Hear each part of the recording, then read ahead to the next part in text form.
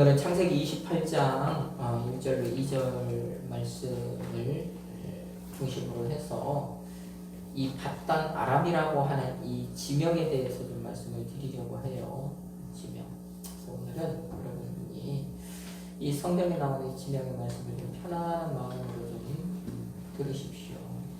이 밧단 아람, 또 아람이라고 하는 지명, 이런 지명이 아브라함에게 있어서도 참 중요한 지명이었고, 이삭에게 있어서도 중요한 지명이었고, 또 이제 야곱에게 있어서도 참 중요한 지명이 되는데, 그들의 인생에서 정말 떼어놓고 생각할 수 없는 그런 것이 되는데, 그 이유가 뭐냐면 그 사람들의 중요한 그 인생 가운데서 중요한 일들이 여기에서 이제 일어나기 때문입니다. 그래서 오늘은 이 밧단 아람, 크게는 아람이라고 하는 곳, 그 다음에 밧단 아람, 이런 지명, 이것에 대해서 좀 여러분에게 말씀을 드릴 테니까 오늘은 여러분이 성경에 대한 어떤 좀 지식을 채워가는 시간이다, 이렇게 생각하시고 말씀을 들으시기 바랍니다. 아버지 이삭이 야곱을 축복한 후에 그 다음에 야곱에게 이제 이어서 바로 내린 명령이 뭐냐면, 너는 가나안 사람의 딸들 중에서 네 아내를 이제 취하지 말고 네 형과 같이 너는 밧단 아람으로 가서 내 외조부 부두엘의 집에 이르러서 내 외삼촌 라반의 딸 중에서 아내를 맞이해라, 이럽니다. 여기에서 보니까 이삭이 야곱에게 밧단 아람으로 가라 그러잖아요. 밧단 아람. 자, 이삭이 지금 야곱에게 밧단 아람으로 가라고 했는데 그 위에 아브라함도 그 늙은 종에게 어디로 가라고 그랬냐면 요 아람 땅으로 가라고 했어요. 그죠? 이제 창세기 24장입니까? 가면 내 고향으로 가라, 내 아버지의 집으로 가라, 내 친척의 집으로 가라 그랬잖아요. 거기가 어디냐면 아람 땅입니다. 아람 땅.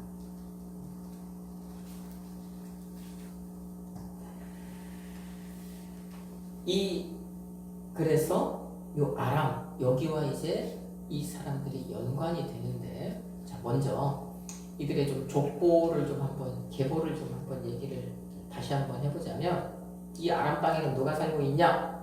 그것을 말씀을 드리기 위해서예요. 데라라고 하는 사람에게 부인이 2명이 있었습니다. 그렇죠? 그런데 그 2명의 부인 가운데 한 부인에게서는 아브라함이 이제 나왔고요. 다른 한 부인에게서는 나홀이라고 하는 사람이 나왔어요. 자, 그래서 아브라함은 지금 가나안 땅으로 이주를 해서 살아가고 있고, 이 나홀이라고 하는 사람은 자기의 고향, 데라가 죽었던 그곳에서 지금 살아가고 있단 말입니다.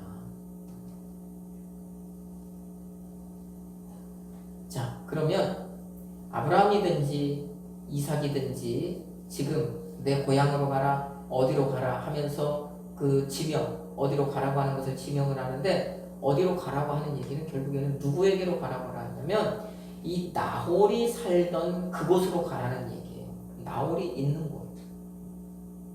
자, 그래서 거기로 가서 이삭과 리브가가 연결이 되는 거예요. 그죠? 나홀의 성에 살고 있던. 그 다음에 오늘 이제 야곱이 그곳으로 가서 레아와 라헬과 또 그렇게 연결이 되는 것이죠. 자, 그렇게 연결이 된다라고 하는 것을 우리가 먼저 좀 이해를 해봐야 됩니다. 아브라함과 나홀은 아버지는 같지만 어머니는 다르다고요. 그렇게 어머니가 다른 두 형제가 지금 혈연 관계를 맺어서 계속해서 그 관계를 지금 이어져 가고 있다라고 하는 것을 우리가 먼저 머릿속에 좀 생각을 해봐야 돼요. 그러니까 배다른 형제의 자식들, 그죠? 그 자식들이 계속 혼인을 통하여서 가족 관계를 이루어가고 있다고 하는 이것을 우리가 알아야 된다는 것입니다. 자, 그러면 이 바단 아람이라고 얘기했으니까 이 아람이라고 하는 이 말은 그러면 어디에서부터 생겨났는가? 어디에서부터 이제 시작이 되는가라고 하는 것을 우리가 생각을 좀 해봐야 하는데 이것을 좀 연결해 보기 전에 먼저 그러면 성경에서 어떤 지명이 나오면은 그 지명에는 반드시 사람의 이름이 거기에 들어있다라고 하는 것을 우리가 좀 먼저 이해해야 합니다. 그러면 제 이름이 영일이잖아요. 그렇죠? 그러면 제가 이제 어느 곳에 가서 이 아주 옛날이니까 사람이 살지 않는 어떤 곳에 가서 제가 거기에다 딱 첫발을 딛고 거기에서 제가 뿌리를 내리고 살아가면 그 사람의 이름을 따라서 그 마을 이름이 영일이 되는 거예요. 그 사람 이름을 따라서 마을 이름이 정해지는 거예요. 또, 그 사람이 이전에 이미 어떤 사람이 살고 있었어요. 그런데 내가 그 사람이 살던 그곳에 가서 그 사람에게서 그걸 빼앗았어요. 빼앗아서 이제 나와 내 후손이 거기에서 살면 그것 또한 내 이름을 따라서 이제 그 이름이 이렇게 이어져 내려오는 거예요. 그러면 오늘 이 아람이라고 하는 이곳으로 지금 이삭이 야곱 보고 너는 거기로 가라 하는데 이 아람이라고 하는 지명이 있다라고 하는 것은 거기에는 어떤 사람이 있다? 아람이라고 하는 사람이 있었었구나. 아람이라고 하는 사람과 이 지명이 좀 연관이 되어 있구나라고 하는 것을 우리가 생각해 볼 수 있다는 것입니다. 성경은 그렇게 되어 있다. 이게 보편적인 어떤 그 지명, 이름들이 지어지는 과정이다.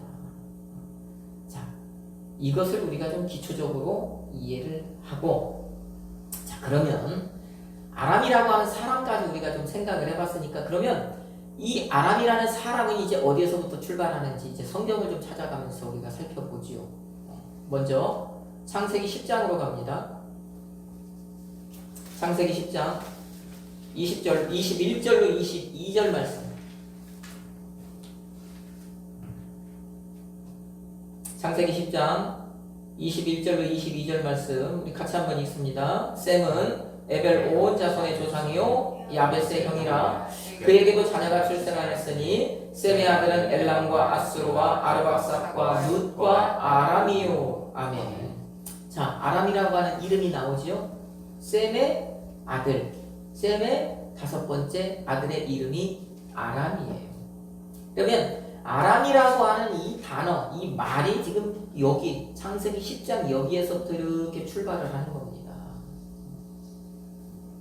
셈의 다섯 번째 아들인 아람으로부터 아람이라고 하는 먼저 민족, 그러니까 아람과 아람의 후손들이 이렇게 이제 사람 수가 불어나니까 그것이 한 족속이 되고 공동체가 되고 그게 이제 불어나다 보면 민족이 되는 것이고 그 민족이 어디에 이제 장소를 정해서 거기에 뿌리를 내리고 거기서 살아가면 그게 아람이라고 하는 나라가 되는 것입니다.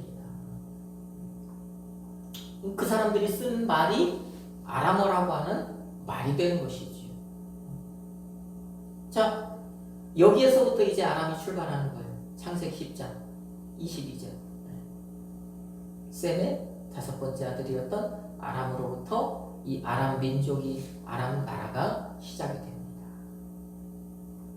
이게 뿌리입니다. 뿌리. 그러면 그 아람 사람들은 처음에 어떻게 살았을까? 그것 또한 성경에 나오지요. 우리 또 성경을 찾아봅니다. 신명기 26장 5절 말씀이에요. 여러분 오늘은 성경을 이렇게 찾아가면서 여러분 성경에 대한 지식을 채우는 그런 시간을 가지시기 바라요. 신명기 26장 5절 말씀 또 같이 읽습니다. 너는 또 내 하나님 여호와 앞에 아뢰기를 내 조상은 방랑하는 아람 사람으로서 애굽에 내려가 거기에서 소수로 거류하였더니 거기에서 크고 강하고 번성한 민족이 되었는데. 아멘. 여기서 지금 방랑하는 아람 사람으로서 이렇게 얘기하잖아요. 방랑한다고 하는 이 말이 유목민이라는 뜻이에요. 유목민. 자, 그러면 처음에 아람이 어떻게 출발했느냐? 유목민으로 출발했다. 짐승을 기르면서 여기에 풀이 있으면 여기에서 저기에 풀이 있으면 저기고 그렇게 풀 따라서 이동을 하는 그런 유목민 생활을 하던 사람이었습니다. 아람 민족이 처음에는 그렇게 생겨난 거예요. 처음에는 그렇게 이제 아람 민족이 사람 수가 이제 불어나고 그렇게 생활을 했던 것입니다.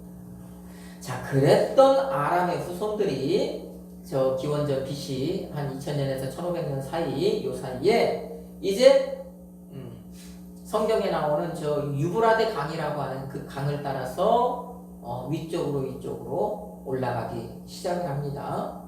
그렇게 올라가요. 계속해서 올라갑니다. 자, 그렇게 올라가서 이제 어느 곳에 정착을 하게 되었는데 그 정착한 그곳의 이름이 뭐가 된다고요? 아람이 된다고요. 자, 그리고 그 사람들이 그렇게 강 따라서 올라가는데 다 올라가는 것이 아니라 올라가다가 그 가운데서 마음이 맞는 사람들끼리 뚝 떨어져 나가는 또 무리들이 생겨나요. 어떤 그 집안 집안 사람들끼리 우리는 다 가지 말고 여기 우리 살기 괜찮은 것 같은데 그냥 우리 여기에서 좀 터잡고 살아가자 하고 떨어져 나가는 사람들이 있다고요. 그렇게 해서 떨어져 나간 사람들이 만들어낸 그 마을의 이름이 바로 뭐냐면 하란이에요. 하란. 그러니까 크게는 아람이라고 하는 이 그 땅 안에 지금 하란이라고 하는 그 동네가 또 이렇게 형성이 되는 거예요. 하란에는 누가 살았었습니까? 데라가 살았었잖아요. 데라. 아브라함이 거기에서부터 이제 가나안 땅으로 하나님의 말씀을 따라 나오는 것 아닙니까? 그리고 그 데라의 다른 아들이었던 나홀은 계속해서 그 하란 땅 거기에 터를 잡고 살아가는 거잖아요. 그래서 그 성의 이름을 무슨 성이라고 하는 거예요? 나홀의 성이라고 하잖아요. 나홀 성이라고. 그러면 이 밧단 아람, 오늘 말씀에 나오는 밧단 아람이라고 하는 이 말은 어떤 뜻이냐면 이 밧단이라고 하는 이 말이 평야 이런 뜻입니다. 평야. 들판 이런 뜻이에요. 그러니까 밧단 아람이라고 하는 말은 아람 땅에 있는 평야 지역, 아람 땅에 있는 들판 지역 이런 식으로 우리가 이해를 하면 되는 거죠. 그러니까 지금 이삭이 야곱에게 밧단 아람으로 가라 이 얘기는 뭐냐면 밧단 아람 지역에 있는 평야 땅에 있는 어디 하란, 하란이 그쯤에 위치해 있었던 것 같아요. 거기로 가라고 하는 거예요. 내 아버지의 그 후손들이 모여 살고 있는, 우리로 얘기하면 집성촌이잖아요. 거기 그 평야 지역에 있는 하란으로 가서 거기에서 내 아내를 거기에서 찾아라 이 얘기를 하는 것이죠. 자, 그러면 이 아람이라고 하는 이 민족, 아람이라고 하는 이 지명이 이제는 어떻게 만들어졌는지를 우리가 알게 되었습니다. 자, 그 다음 또 성경에 아람이 나오는데 이 아람이 어디에 보면 나오냐면 저 열왕기 하서에 보면은 아람이 나와요.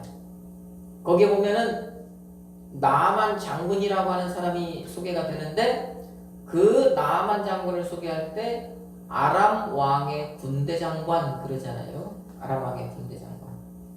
이게 아람 사람이라는 얘기입니다. 아람 사람. 자, 그 나아만 당시 이 길르앗 라못이라고 하는 곳이 있었는데, 물론 이 길르앗 라못이라고 하는 이 지명은 그 전에 저 솔로몬 시대 그 이전부터도 있었던 지명이에요. 그런데 이 땅이 원래는요 이스라엘 땅이었어요. 하지만 어느 순간 이 땅을 이스라엘이 빼앗겼어요. 어디에 빼앗겼냐면 아람에게 빼앗겼어요. 그래서 나아만 장군 당시에 이 길르앗 라못이라고 하는 이곳은 아람의 통치 아래에 있었던 땅이에요. 자, 그런데 그것을 이제 다시 되찾으려고 했던 그 전쟁이 있었죠. 그게 바로 아합이 죽게 되는 그 전쟁이에요. 아합이 우리 저 길라 땅 원래 우리 건데 저 아람 사람에게 빼앗겨서 이러고 있지 않느냐. 그러니까 어떻게 저 북이스라엘과 남유다가 원래 사이가 좋지 않았지만 이 아합 왕 시대에는요 서로 이렇게 혼인 관계를 맺어서 아합 왕의 딸을요 저 남유다의 왕이 이 아내로 맞아들이고 하면서 그 우호적인 관계가 되어 있었어요. 그러니까는 아합 왕이 우리 연합군 좀 맺어가지고 어떻게 보면 사위 아닙니까? 사위에게 야 우리 연합군 형성해서 우리 기존에 저 우리 땅이었던데 우리가 저거 좀 되찾자 해가지고 전쟁을 벌이잖아요. 그게 바로 아합이 벌인 그 길랄 남은 전투인데 거기에서 아합이 죽게 되지요. 자 그런 전쟁을 통해서 이제 포로들이 잡혀가고 하는 그 와중에 어린 소녀 하나가 잡혀가서 나아만 장군의 집에서 나아만 장군의 아내의 수종드는 자가 되어 있습니다. 그런데 나아만 장군은 어떤 병을 앓고 있었습니까?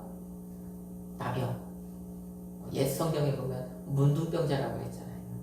그죠? 그러니까는 이 나아만이 굉장히 그 나라에서는 큰 인물이지만 그 나병 때문에 고통스러운 삶을 살고 있는 거예요.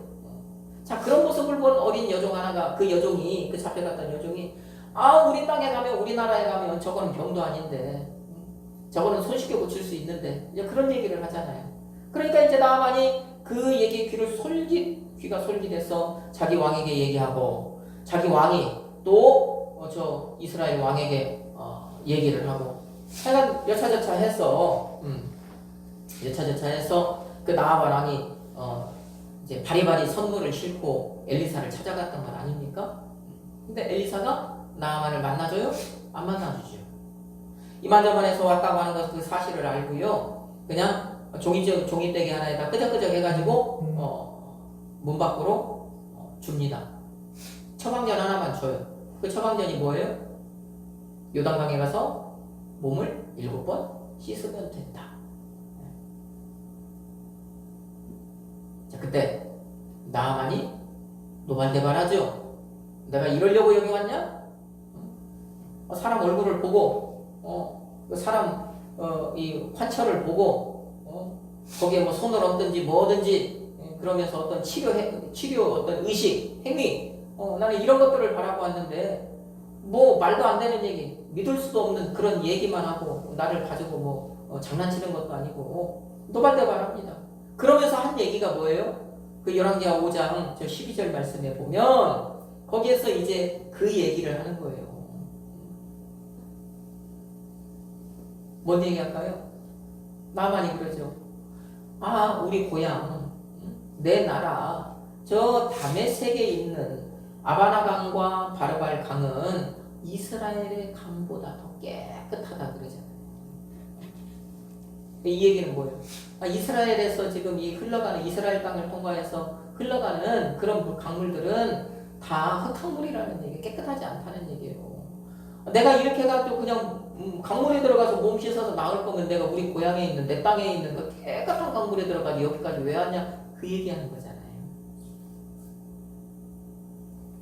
그런데 나아만이 자기 고향 땅, 자기 나라를 언급하면서 그 같이 언급했던 지명이 바로 어디예요? 다메섹. 그러잖아요. 다메섹. 자, 그러니까 이 다메섹이라고 하는 이 지명이 나아만의 입에서 나왔다라고 하는 이 말이 바로 그 사람이 아람 사람이었다라고 하는 그런 증거가 되는 거예요. 아람이 이렇게 흘러간다라고 하는 것을 지금 제가 말씀을 드리는 겁니다. 아람이 어떻게 출발해서 그 구약 성경을 볼 때 아람이 이렇게 흘러간다. 그리고 그 아람 땅에 다메섹이라고 하는 또 지명이 하나 이제 나오는구나. 그럼 우리 지금 그 아람 땅에서 지명을 3가지를 봤죠. 이제 아람이라고 하는 먼저 그것을 이제 크게 하나 봤고, 그 다음에 바단 아람의 평야라고 하는 지명도 봤고, 그 다음에 제가 말씀을 드리기에 하란이라고 하는 지명도 살펴봤습니다. 그 다음에 여기 또 다메섹이라고 하는 지명도 나왔어요. 이게 당시에 아람 땅에 있었던 지명들입니다. 자, 그러면 이 아람이 이제 신약 성경으로 넘어오면서는 이 지명이 바뀌어요. 바뀝니다. 신약 시대에는 수리야라고 하는 이름으로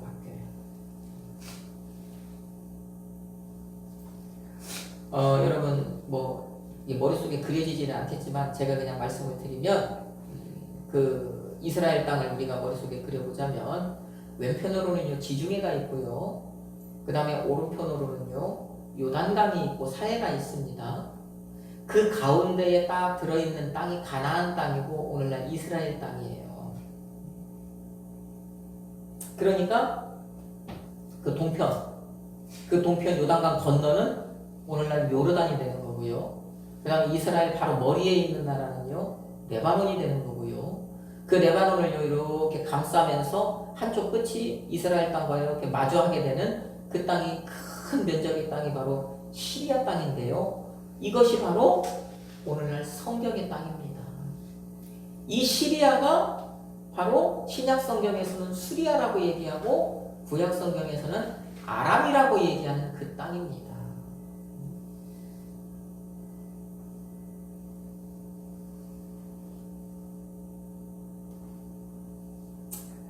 그 시리아는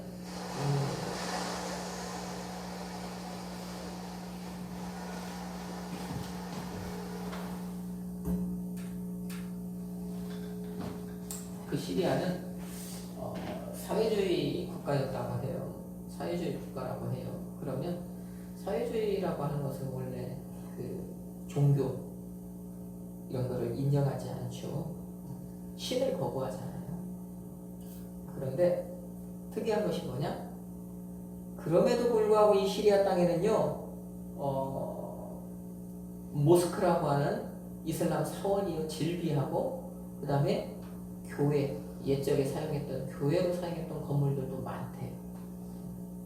또, 오늘날 인구의 83%가 이슬람 신도랍니다. 그리고 13%가 기독교도인이라고 합니다. 자, 그러면 이 사회주의 체제에 맞지 않게 모든 사람이 종교를 가지고 있는 거잖아요. 자, 특이한 것은 이 나라에 이 13%라고 하는 이 비율로 존재하고 있는 그리스도인이라고 하는 이걸. 왜 우리가 이것을 눈여겨봐야 되느냐? 이 13%라고 하는 이 기독교인이 어떻게 해서 만들어졌느냐 하는 것입니다. 이게 뭐 어떤 경로로 해가지고 복음이 들어가서 어떻게 해서 그 사람들이 생겨난 게 아니라 이 시리아라고 하는 이 나라가요 가장 먼저 복음이 들어간 나라예요. 성경에서. 그 명맥이 오늘날까지도 이 13%라고 하는 이것으로 이어져 내려오고 있다는 것입니다. 성경을 한번 볼까요? 누가복음 찾아봅시다. 누가복음 2장 1절로 2절 말씀.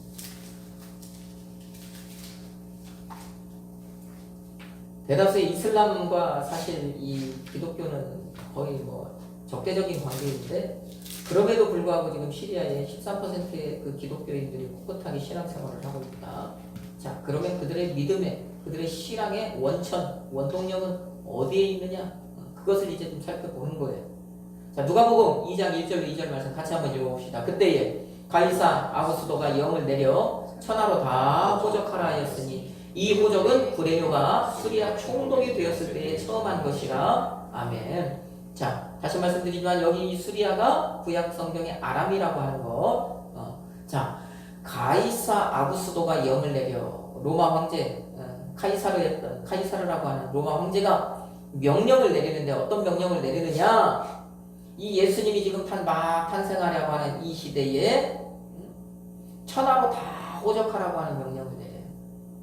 자, 다시 말씀을 드리면 그 당시에 로마라고 하는 나라가 제가 말씀을 드린 이 성경의 땅을 다 지배를 하고 있었는데 그 성경에 따고 땅에 살고 있던 모든 사람을 인구조사를 지금 시킨 거예요. 세금 걷기 위해서. 그다음 그 사람들을 관리하기 위해서 인구조사를 시킨 거예요. 자, 이것이 바로 예수님이 막 태어나기 직전에 이것이 처음 있었던 거예요. 그러니까 그 예수님의 부모님도 자기 고향으로 호적하러 갔었던 것 아닙니까? 베들레헴으로. 베들레헴 출신이니까 자기 고향으로 가는 거예요. 자, 그런데 특이한 것이 이 성경의 땅이라고 한 제가 말씀드린 4개의 나라를 얘기하는데 우리의 기대와 달리 이 나라를 대표해서 어떤 나라를 얘기해요 지금? 수리아를 얘기를 하죠. 수리아. 구레묘가 수리아에 총독되었을 때라고 하면서 나라의 대표들로 수리아를 얘기해요. 이 얘기는 뭐냐? 당시 그 나라들 가운데서 이 시리아, 지금의 뭐 시리아는 수리아, 요단, 그 다음에 어디 레바논, 이스라엘 요 나라들 가운데서 가장 큰 영향력을 행사하던 곳이 어디였다는 얘기입니까? 수리아라는 거죠. 그러니까 대표로 얘기하는 거죠. 그러니까 거기에다 총독을 세워놓고 나머지 나라들을 다 관리하게 한 것 아닙니까? 이해가 되시나요? 이게? 이해가 돼야 됩니다.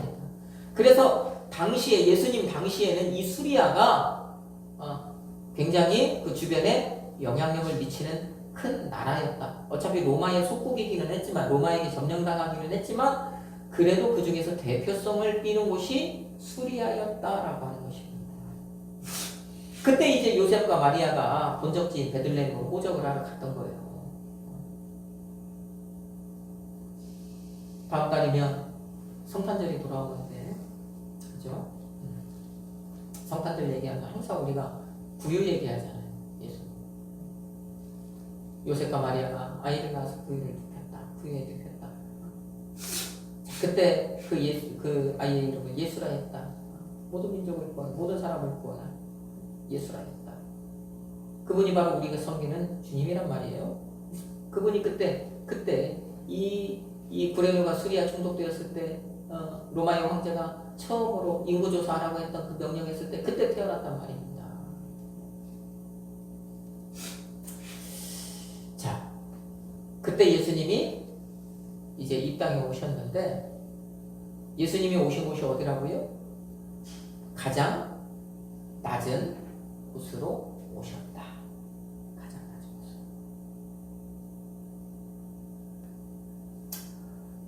예수님은 가장 낮은 곳으로 오셨는데 그 얘기를 예수님이 가장 낮은 곳으로 오셨다는 그 표현을 구유에 눕혔다 그렇게 표현합니다. 여러분 우리는 사실 그런 얘기를 쓸 기회가 거의 없었지만 여러분 예전에 이 성탄절 설교나 이런 거 지금도 성탄절 설교를 들어보면 그 구유에 대해서 참 말들이 많죠. 말구유다. 그죠? 말구유. 가장 대표적인 말구유. 뭐 다른 어떤 구유. 그 짐승과 꼭 연관을 시켜요. 나귀. 그런 것들을 연관을 하는데 성경은 그건 얘기하고 싶은 게 아니에요. 성경은요 어떤 짐승과 연관하지 않습니다. 어떤 짐승의 구유라고 얘기하지 않아요. 그냥 구유라고만 얘기하잖아요. 성경에서는. 그 이유가 뭐냐면 예수님께서 가장 낮은 곳으로 오셨다라고 하는 그것을 얘기하고 싶은 거예요. 근데 우리는 문화가 다르니까 그것을 이해하지 못하니까 자꾸 다른 것과 연결을 시키는 것입니다.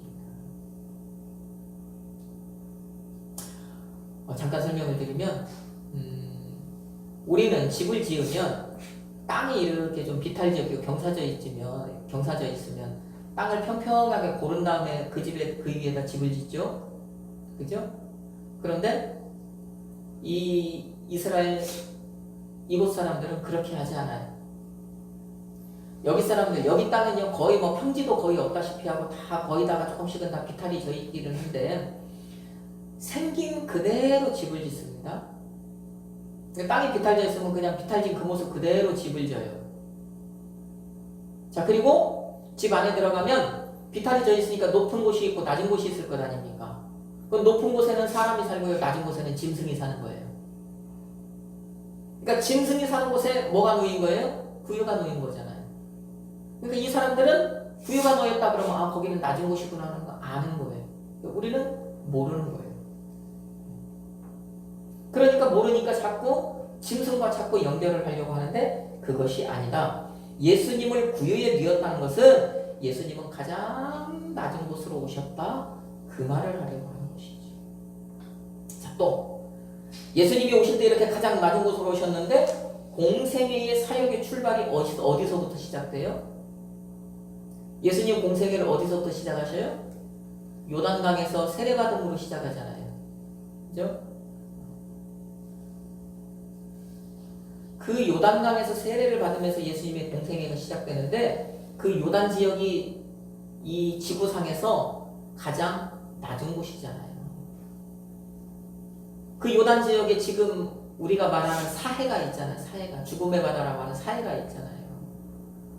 그래서 그 바다는요 모든 것이 흘러 들어가기는 하지만 거기보다 더 낮은 곳이 없으니까 거기에서 뭔가가 나오지는 않잖아요. 그곳이 사해 아닙니까? 해수면보다 한 400m 정도 낮대네요. 거기가. 그 요단강에서 예수님이 세례를 받으셨는데 그 요단강이 이 세상에서 가장 낮은 곳이다. 자, 그러면 또 가장 낮은 곳으로 오신 예수님께서 그의 공생애의 출발을 가장 낮은 곳에서 출발을 한다. 요단강에서 세례 받으신 것은 또 그것을 또 의미하는 거예요. 자, 이런 포인트들을 우리들이 놓치고 있다. 놓치고 있다. 예수님은 그처럼 낮은 곳으로 오셔서 낮은 자세로, 낮은 마음으로, 겸손한 마음으로 그렇게 자기의 사역을 하시더라. 자, 그런데 우리는 어때요? 우리의 마음은 항상 높죠. 우리는 높은 곳에서 뭔가를 하는 거예요. 항상. 우리는 높은 곳에서 무언가를 이루려고 합니다. 우리는 낮은 곳보다는 높은 곳에 있기를 더 좋아합니다. 예수님과 반대되는 삶을 우리는 살아가고 있다는 것이죠. 자, 그러면 예수님이 이제 공생애 이 말씀을 드렸으니까 예수님의 공생애와 또 요단을 한번 연결을 한번 해보죠. 성경 한번 찾아봅니다. 마태복음 4장. 예수님의 공생애가 시작되고 이제 예수님께서 복음을 전해요. 복음을 전하기 위해서는 복음을 전할 대상이 있어야 되잖아요. 그게 바로 전도 아닙니까? 전도. 자, 예수님께서 전도하십니다. 마태복음 4장. 자, 23절 말씀 한번 읽어봅시다. 예수께서 온 갈릴리에 두루 다니사 그들의 회당에서 가르치시며 천국 복음을 전파하시며 백성 중에 모든 병과 모든 약한 것을 고치시니. 아멘. 거기 성경 펼쳐 놓으시고요. 자, 또 갈릴리라고 하는 지명이 나왔습니다. 갈릴리가요 당시에 사람들의 인식에서 가장 천한 지역이었어요. 천한 사람들이 살던 지역이었어요. 이걸 다른 말로 하면 사람의 지위 고하가 있다면 가장 낮은 사람들이 살던 지역이 갈릴리 아닙니까? 그죠? 예수님께서 공생의 출발을 세례를 이어 가장 낮은 곳에서 요단강에서 세례를 받으시고 출발했는데 그 다음에 이제 천국 복음을 이제 예수님께서 전파하시기는 가장 먼저 말씀을 전파하시는 것도 어디에서 전파하신다고요? 갈릴리 가장 낮은 곳에서 전파하시는. 자, 그런데 여기에서 보니까요 예수님의 3대 사역, 예수님이 하신 3대 사역이 여기에서 나옵니다. 예수님의 3대 사역. 그 예수님의 3대 사역이 뭐냐? 가르치시며 전파하시며 고치셨다. 가르치시고 전파하시고 고치시는 이게 바로 예수님의 3대 사역입니다. 그 사역을 사해 바로 옆에 있는 갈릴리에서 그 옆이 아니라 바로 위쪽이죠. 갈릴리 지방에서 시작을 해요. 갈릴리 지방에서. 자, 그런데 그 소문이 이제 어디에 퍼졌느냐? 그 바로 밑에 있는 24절 말씀 같이 또 읽습니다. 24절 같이 읽습니다. 그의 소문이 온 수리아에 퍼진지라 사람들이 모든 앓는 자 곧 각종 병에 걸려서 고통당하는 자, 귀신 들린 자, 간질하는 자, 중풍병자들을 데려오니 그들을 고치시더라. 아멘. 예수님께서 갈릴리에서 사역을 시작하셨어요. 그런데 갈릴리에서 사역을 시작하셨는데 예수님의 그 3대 사역이 거기서 시작되니까 그 갈릴리 바로 위에 있는 갈릴리에서 멀지 않는 그 수리아 지방까지 예수님의 소문이 퍼진 거예요. 거기 가면 병든 자 고쳐준대, 귀신 들린 자 귀신 낫게 해준대. 예? 이런 소문이 그 수리아 땅, 지금 시리아 땅에 퍼진 거예요. 그러니까는 그 시리아 땅에서 사람들이요, 그 환자들, 모환자, 귀신 들린 자 다 이끌고 그 갈릴리로 몰려든 것입니다. 아래쪽에 유대지방에서 그런 사람들이 올라오고, 옆에서는요 그 요단 지역에서 사람들이 몰려오고, 윗지방에서는요 저 수리아 땅에서 사람들이 몰려오고. 그래서 이제 이 복음을 전할 대상들이 거기에 가득 찬 것 아닙니까? 그 전도의 대상들, 복음의 대상들, 복음을 전할 대상들이 모여든 것 아닙니까? 그 대상, 그 사람들을 향해서 예수님이 하신 첫 번째 말씀이 뭐라고요? 산상설교라고요. 마태복음 5장에서 시작된 산상설교. 그러면 보십시오. 예수님의 이 복음의 이 첫 복음의 말씀을 들은 사람들이 어디 사람들이라는 얘기입니까? 시리아 사람들이라는 얘기예요. 시리아 사람들. 그 예수님으로부터요, 예수님의 그 직접 그 음성을 통해서 처음 복음을 들었던 그 사람들의 후손들이 바로 오늘날 시리아 사람들이라니까요. 그 사람들이 그 복음을 듣고 그 복음을 믿으면서 그 믿음을 지키면서 살아온 그 13%의 사람들이라니까요. 이게 바로 오늘날 이 시리아 땅에 남아있는 이 13%의 기독교인들입니다. 여러분, 위대한 신앙의 사람들입니다. 그렇죠? 여러분 상상을 해보십시오. 다 이슬람화 되어 있단 말이에요. 핍박당하잖아요. 고통당하잖아요. 그 사람들이 과만 나갑니까? 그러면서도 그들이 이 신앙을 지키며 살아가는 거예요. 그 땅 83%가 이슬람이라면 뭐 나라 전체가 이슬람인데 그런 나라들 가운데 어떻게 그 이슬람 모스크가 아니라 교회 건물들이 남아 있을 수 있겠냐고요. 이게 첫 복음 때부터 시작되어서 지금, 그러니까는 오늘 하루아침에 만들어진 교회 건물이 아니라는 얘기예요. 예수님으로부터 복음을 전해드린 사람들이 그때부터 이 세웠던 교회, 그런 건물들이 지금까지 이제 남아있는 거죠.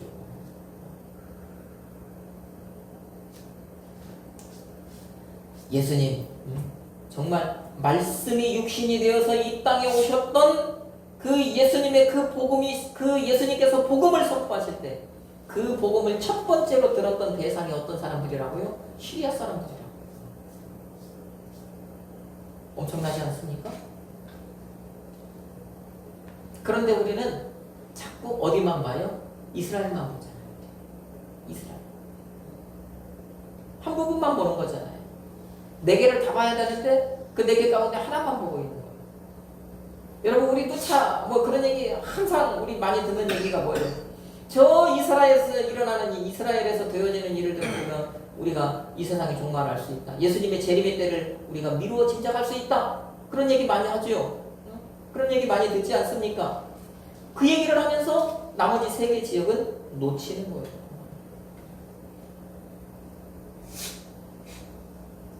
여러분, 지금 저 최초의 복음을 들었던 시리아 땅에서 일어나는 일들이 뭡니까? 그 2010년대 들어오면서 그 땅에 내전이 일어났죠. 정부군과 반군 사이에 지금도 내전이 지금도 진행이 되고 있죠. 그래서 그 땅에 살아가는 사람들이 힘든 삶을 살아가고 있는데 거기에다가 그 내전의 와중에 우리가 잘 알고 있는 그 IS 사태라고 하는 그런 사태까지 터져서 정말 그 땅에 살아가는 사람들이 이 삶이 아주 곤란한 지경에 놓이게 되었잖아요. 그러니까 그 땅에 살고 있던 사람들이 이제 어떻게 해요? 그 땅에서 못 살으니까 목숨을 위해서 이제 탈출하죠. 그래서 그 내전이 벌어진 그때서부터 시작해서 지금까지요. 그 땅을 탈출한 사람들이 한 450만 명이 된답니다. 바로 밑에 있는 레바논으로, 어디 요르단으로, 저 위로 터키 쪽으로, 450만 명이. 여러분 이게 참 중요한 문제입니다. 이게. 자 그러면 그들이 지금 그렇게 탈출을 했는데 그들이 다른 나라들로 들어가서 물론 다른 것들도 많이 보고 듣고 하겠지만 그 사람들이 거기 가서 그러면 이제 다시 또 듣게 되는 것, 접하게 되는 것, 접촉하게 되는 것이 뭐겠어요? 복음이잖아요. 이슬람에서 살던 사람들이 그 이슬람을 믿던 사람들이 복음을 접하게 되는 거예요. 450만 명 가운데 몇 퍼센트가 될지는 모르지만 그러면 그 사람들이 거기서 그냥 그대로 살겠습니까? 자기 나라가 안정되면 거기 자기 고향이니까 자기 땅이 있고 집이 있고 자기 생활이 있으니까 돌아갈 것 아니냐고요. 자 그러면 복음이 다시 한번 그 땅에 들어가게 되는 거예요. 13%만 남아있던 그 사람들만이 아니라 이제 그 복음이 다시 한번 그 땅에 들어가서 그 시리아 땅에 다시 한번 복음의 꽃을 피울 날들이 이제 올 수 있다는 것입니다. 여러분 이게 바로 하나님의 계획이라는 거예요.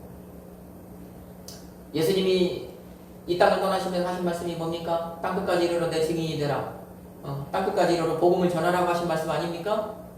그것이 바로 마태복음 저 끝장의 말씀이고 사도행전 1장 8절입니까? 그 말씀 아닙니까? 자 그런데 제자들이 예수님의 말씀처럼 해요? 안 하죠. 예수님 그 말씀 하셨는데 그냥 예루살렘 안에만 옹기종기 모여 있었잖아요. 딴 데로 안 나가잖아요. 복음 전파 안 하잖아요. 그냥 여기 가서 싸우냐 하면서 그냥 그 땅에만 있었잖아요. 그러니까 하나님께서 계획을 세우시죠. 그 계획이 뭐야? 그 이스라엘이라고 하는 포도원에 멧돼지 한 마리 풀어놓는 계획 아닙니까? 그 멧돼지가 누구였어요? 사울이었잖아요. 후에 바울이 된 사울. 그래서 예루살렘을 다 휘집어 놓은 것 아닙니까? 예수 믿는 사람들 잡아 족친 것 아닙니까? 그러니까 그때서 전 세계로 예수 믿는 사람들이 뻗어져 나간 거 아니에요? 차이에 의해서. 걸음아 나 살려라 하고 도망친 것이 한편으로는 복음의 전파가 된 것 아닙니까? 여러분 그러면 땅끝이 어디예요? 땅끝은요 우리가 직선거리로 생각할 게 아니라 동심원으로 생각을 해야 돼요. 땅끝. 복음이 전해졌던 처음 전해졌던 그곳으로 복음이 전 세계를 돌아서 다시 한번 돌아서 다시 그곳에 도착하면 그게 땅끝입니다. 그것이 이스라엘 땅이고 그것이 바로 시리아 땅이라는 거예요. 왜? 시리아 땅에 첫 복음이 전해졌었으니까 거기에서 시작이 되었었으니까 그래서 이스라엘과 함께 그 시리아 땅을 같이 볼 수 있어야 된다. 그러면 이 시리아에 지금 내전이 벌어지고 시리아에 난민 사태가 터진 것은 다른 것이 아니에요. 결국에는 하나님의 계획 안에서 하나님의 섭리 안에서 하나님의 일하심이 지금 여기에 나타나는 거예요. 복음이 전해져야 하겠는데 복음이 다시 한번 부흥해야 하겠는데 다시 한번 복음이 꽃 피워져야 하겠는데 그래 이 세상에 마지막이 오는데 그것을 위해서 하나님께서 다시 한번 그 시리아 땅에 전쟁이라고 하는 내전이라고 하는 그 멧돼지를 한 마리 풀어 놓으신 것입니다. 그래서 지금 그 땅에서 내전이 발생하고 이렇게 난민들이 수없이 탈출하는 것이죠. 요즘 보세요. 이스라엘이 레바논뿐만 아니라 지금 시리아 땅까지 지금 포격을 시작하고 있죠. 어젠가 그제 뉴스 보니까 그랬대요. 그 시리아 수도 성경에 보면 다메섹이라고 나오는 다마스쿠스라고 하는 거기도 포격을 했대요. 사상자가 났대요. 자 그런 일들이 왜 일어나느냐? 적게 봐서는 그냥 사람 사이에 어떤 나라 가운데 전쟁이지만 하나님의 섭리, 하나님의 계획 가운데. 그래서 레바논에 막 퍼부었을 때는 그 개전 초기에 얼마 전 레바논에 퍼부었을 때는 레바논 사람들이 다시 시리아로 도망가기도 했어요. 시리아 땅으로 도망갔습니다. 거기는 큰 집 작은 집이에요 원래. 우리 생각하는 것처럼 483 이런 것이 없습니다. 가고 싶으면 가요. 도로도 나 있고요, 뭣도 있고요. 그냥 산 하나로 그냥 경계가 있으니까 가고 싶으면 넘어가면 됩니다.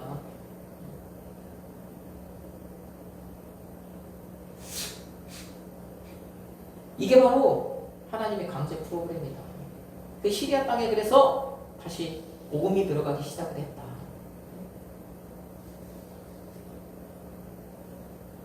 그래서 우리가 이 지금 성경의 지명을 오늘 살펴봤는데 이것을 통해서 하나님의 일하심을 또 우리가 여기 살펴보고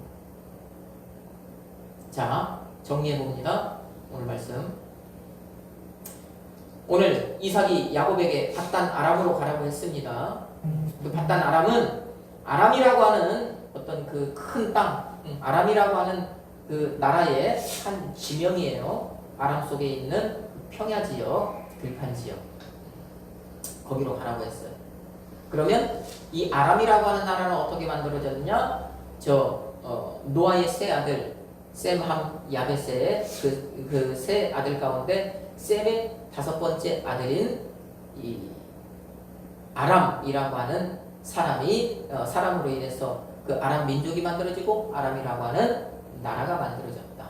그것이 구약 성경에도 보니까 아람이라고 하는 나라로 쭉 존속이 되어지다가 신약 성경에 와서 수리아라고 하는 나라로 이제 나라의 이름이 변했고 오늘날에는 그 나라가 시리아가 되었다라고 합니다. 자, 그 나라는 복음과 밀접한 연관이 있는 나라다.